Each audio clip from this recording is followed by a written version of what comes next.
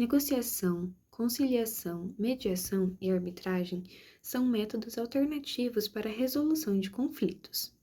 Nós podemos dizer que esses métodos eles fogem do modelo tradicional, que seria a jurisdição, onde se tem um juiz que irá dizer para as partes o que deve ser feito. Por muito tempo, o judiciário foi visto como o principal e, às vezes, o único caminho para se resolver disputas. Entretanto, com o passar dos anos, esse modelo mostrou-se limitado. Os processos se acumularam, as decisões vinham com um bom tempo de espera e as partes acabavam saindo insatisfeitas, mesmo que as sentenças fossem favoráveis a elas, mas, pelo tempo, elas acabavam saindo insatisfeitas.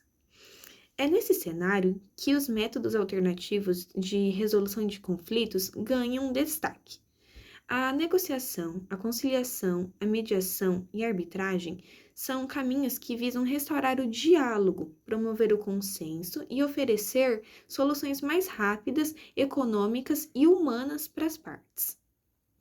Esses métodos, eles envolvem um acordo entre as partes. Esse acordo entre as partes, ele se enquadra na negociação, na mediação e na conciliação. Já na arbitragem, envolve uma terceira pessoa. Essa terceira pessoa, uma terceira parte, ela impõe uma solução, como acontece no processo judicial tradicional. No CPC, logo no início dele, no terceiro artigo, ele diz: não se excluirá da apreciação jurisdicional ameaça ou lesão a direito. Bom, ou seja, o acesso à justiça continua sendo um direito de todos.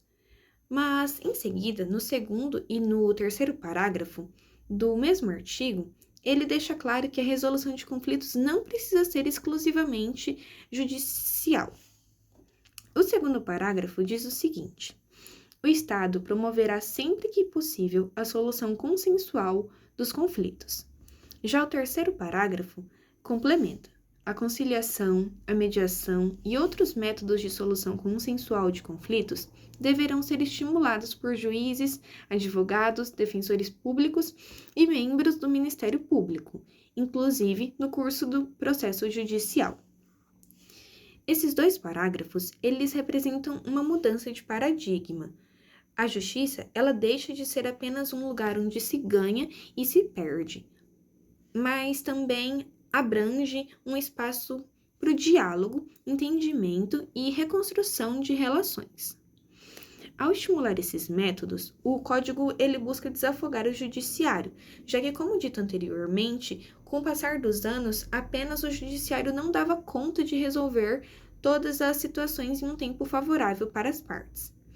E, além disso, ele busca valorizar a autonomia das partes, dando a elas protagonismo na construção de solução para os seus próprios conflitos, já que elas podem conversar e chegar em uma solução favorável para ambas as partes, e não apenas o juiz tomando essa decisão, já que o juiz ele não vai conseguir ouvir e ter essa conversa diretamente com as partes.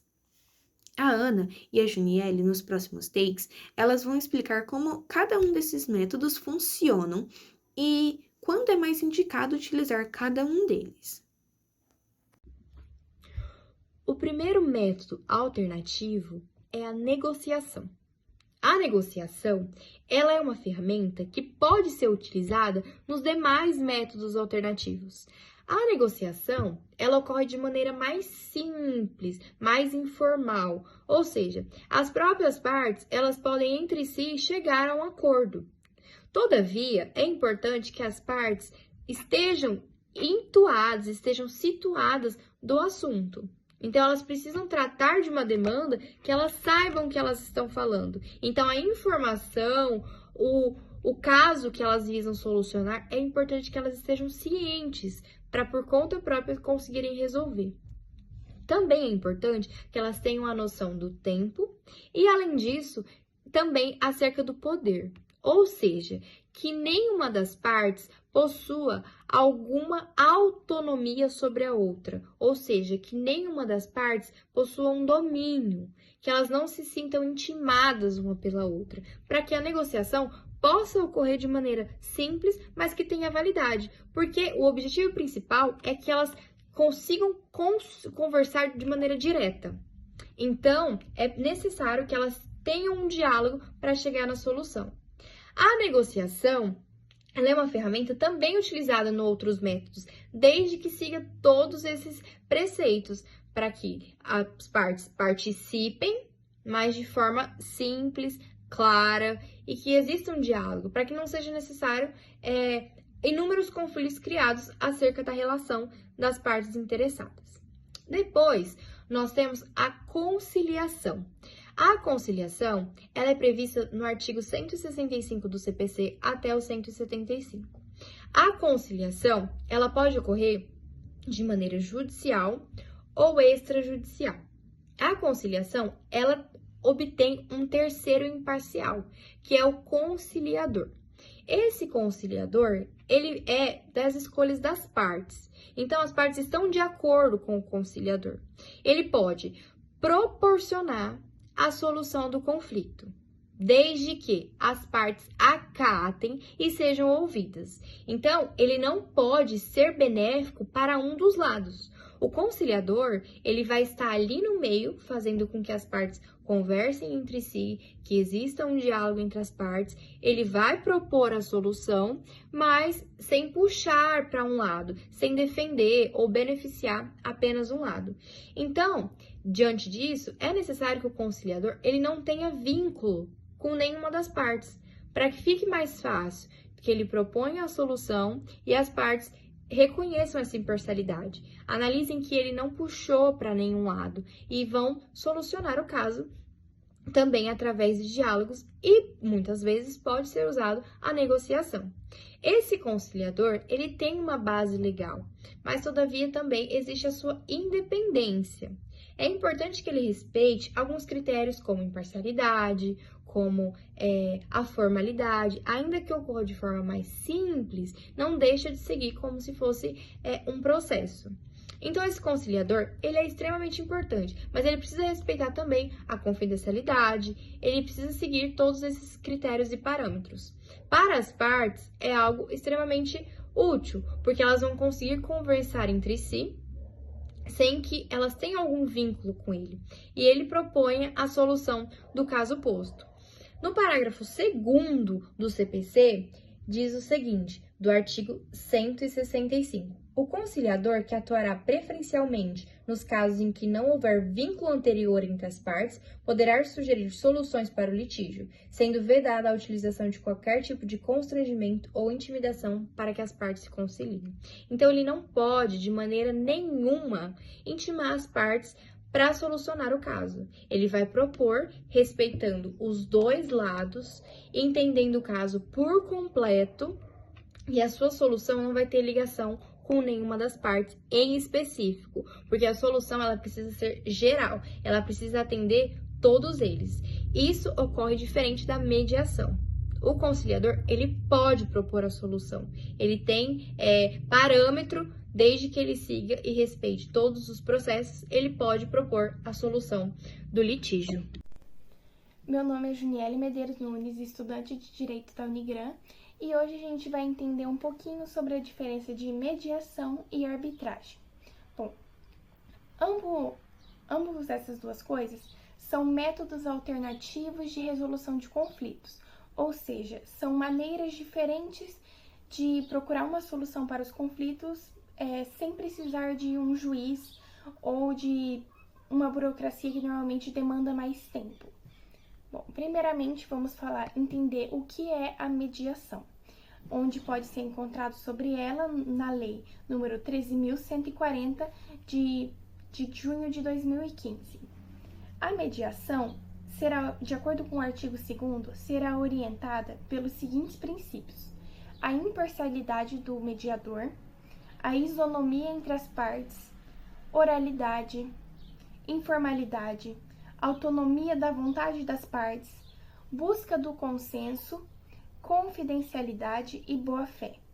Resumidamente, esses princípios, o mediador é totalmente imparcial, ele não vai se se envolver no resultado, ele vai estabelecer um diálogo a fim de que as partes, por meio da oralidade, elas vão dizer o que elas querem, elas vão conversar entre si a fim de achar uma solução para aquele conflito. Ambas as partes devem ser escutadas, não há uma parte que vai ficar com benefícios maior que a outra. Vai ter que ter um consenso entre elas, sempre agindo de boa fé. Bom, o mediador normalmente vai sempre atuar em casos onde as partes têm um vínculo e normalmente está muito ligado ao direito de família, seja em caso de separação, em casos de guarda. Normalmente o mediador está presente nesses casos e ele vai buscar a aproximação entre as partes e normalmente as partes saem satisfeitas, porque pelo mediador buscar facilitar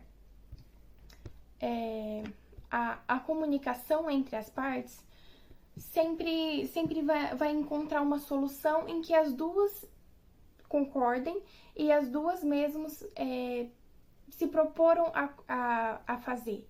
Então, facilita muito mais essa questão também da burocracia, da demanda de processos, causando uma solução mais rápida e mais eficaz.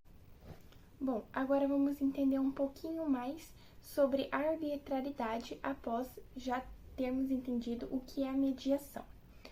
A arbitrariedade vai estar presente na Lei nº 9.307, onde fica claro que é uma forma de heterocomposição, diferente da mediação, pois na mediação eram as próprias partes que resolviam o conflito, mas aqui na arbitragem vai ter um terceiro que vai decidir esse conflito, não só um terceiro, mas pode haver mais de uma pessoa decidindo, mas sempre com um número ímpar a fim de não ter um empate na decisão. Qualquer pessoa plenamente capaz pode ser árbitro. Normalmente os árbitros estão envolvidos em casos de direitos patrimoniais disponíveis. Por exemplo, um contrato com outras empresas e que há patrimônios disponíveis que a pessoa pode abrir mão delas. Não é possível resolver por arbitragem casos relacionados a impostos, direitos de família, direito penal. Daí tem que ir para uma jurisdição comum, onde é um juiz que vai resolver.